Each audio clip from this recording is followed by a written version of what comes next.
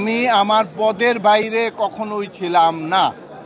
আপনাদের কথা পরিষ্কার করে বলি, আমি আমার দায়িত্ব পালন থেকে সাময়িকভাবে বাইরে ছিলাম, কিন্তু আল্লাহর অশেষ মেহেরবানিতে আল্লাহ পাক আবার আমাকে এই আমাদের সকলকে নিয়ে কাজ করার সুযোগ দিয়েছেন।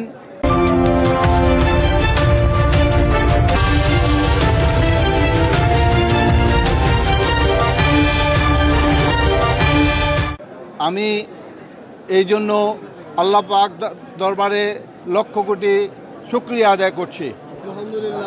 পাশাপাশি আমাকে এই পদে আবার ফিরিয়ে আনার ব্যাপারে সিলেট এক আসনের আমাদের মন্ত্রী মহোদয় সহ সিলেটের উভয় মন্ত্রী, আমাদের ছাত্রদল, যুবদল, শ্রমিক দল, স্বেচ্ছাসেবক দল, বিএনপির সকল পর্যায়ের নেতৃবৃন্দ, অঙ্গ সহযোগী সংগঠনের সকল নেতৃবৃন্দ যে অবস্থায় আছে তারা আমার জন্য কেউ দোয়া করেছে, কেউ বিভিন্নভাবে চেষ্টা করেছে আমাকে আবার শপথে ফিরে আসার জন্য। তাদের সকলের ঐকান্তিক প্রচেষ্টায় আল্লাহ পাক আমাকে আবার এই জায়গায় নিয়ে এসেছেন।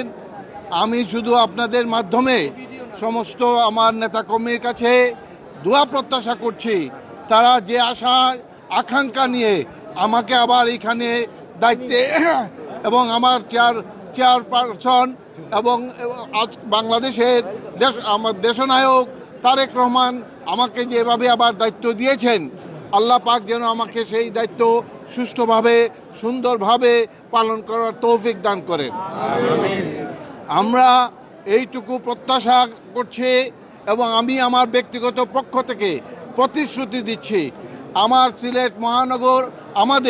সিলেট মহানগর বিএনপির সকল নেতৃবৃন্দকে নিয়ে, অঙ্গ সংগঠনের সকল নেতৃবৃন্দকে নিয়ে আগামী দিনের আধুনিক বাংলাদেশ গঠনে আমাদের নেতা, আমাদের প্রাণপ্রিয় নেতা তারেক রহমান যে সকল কর্মসূচি নিচ্ছেন এবং সিলেটের গণমানুষের প্রত্যাশা পূরণে আমাদের সিলেট একের মন্ত্রী জনাব খন্দকার আব্দুল মুক্তাদির সাহেব যে সকল কর্মসূচি নিচ্ছেন সব কিছু আমরা সুষ্ঠুভাবে সততার সহিত জনসাধারণকে সকলকে নিয়ে বাস্তবায়নে আমরা সকলে নিয়োজিত থাকব। আমি প্রতিশ্রুতি দিচ্ছি, আমরা সকলেই আপনাদের সকল সহযোগিতায় আপনাদের সুখে দুঃখে পাশে থাকবো ইনশাআল্লাহ। আমি এইটুকু বলে আজকে আবারও আমাদের সকলকে সঠিকভাবে সুপথে, ন্যায় পথে, সততার সহিত যেন আগামী দিনে আমাদের সকল কর্মকাণ্ড পরিচালনা করতে পারি, তার জন্য আপনাদের সকলের কাছে, সকলের মাধ্যমে সিলেটবাসীর কাছে তথা সমস্ত বাংলাদেশের সকল মানুষের কাছে দোয়া কামনা করছি। ধন্যবাদ।